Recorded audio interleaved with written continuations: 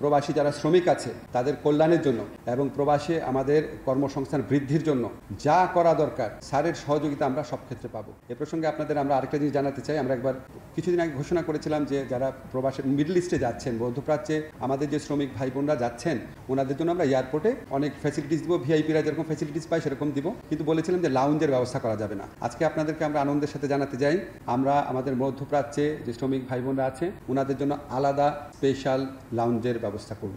আমরা অলরেডি জায়গা ঠিক করেছি, সিভিল এভিয়েশনের সাথে কথা হয়েছে এবং I don't see any reason যে এটা খুব দ্রুত সার্ভার এটা মাসখানেকের মধ্যে শিওর, মানে 2 সপ্তাহ মধ্যে হয়ে যাবে। আমরা জায়গাও মোটামুটি ঠিক করেছি এবং এটা ইনশাআল্লাহ এটা হলে আমাদের প্রবাসী শ্রমিক ভাইদের যন্ত্রণার অনেক লাঘব হবে।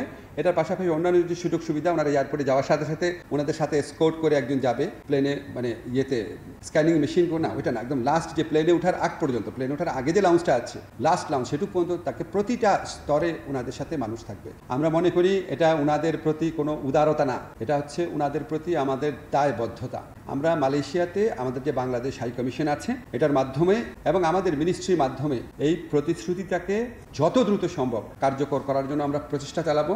আজকে রাতেই ওনাদের সম্মানে একটা ডিনার আছে, সেখানে মালয়েশিয়া যে বাংলাদেশের রাষ্ট্রদূত আছেন ওনার সাথে আমি মিটিংয়ে বসবো, আমাদের লেবার সেক্রেটারি এবং অন্যান্য যারা কর্মকর্তা আছেন ওনারাও থাকবেন। আমরা একটা রোড ম্যাপ তৈরি করবো কত তাড়াতাড়ি ওনাদেরকে পাঠানো যায়। মালয়েশিয়াতে যে বন্ধ বাজার আছে, মালয়েশিয়াতে আবার এই বাজারটাকে ওপেন করা যাতে আমরা নতুন করে শ্রমিক পাঠাতে পারি। সেকেন্ড, আমি রিকোয়েস্ট করেছি যে 100 জনের যে সিন্ডিকেট ছিল, সিন্ডিকেট শব্দটা উচ্চারণ করিনি, আমি বলেছি যে রিক্রুটমেন্ট প্রসেসটাকে ওপেন করে দেওয়ার জন্য, রিক্রুটিং এজেন্সি আছে সবার জন্য ওপেন করার জন্য, ট্রান্সপারেন্ট করার জন্য। থার্ড, বলেছিলাম যে ওনাদের ওখানে একটু ওয়েজেস বাড়ানো যায় কিনা, তো উনি শুনেছেন, একটু মানে মনে হলো সিম্প্যাথেটিক্যালি শুনেছেন, তো আমরা এটা পার্সু করব।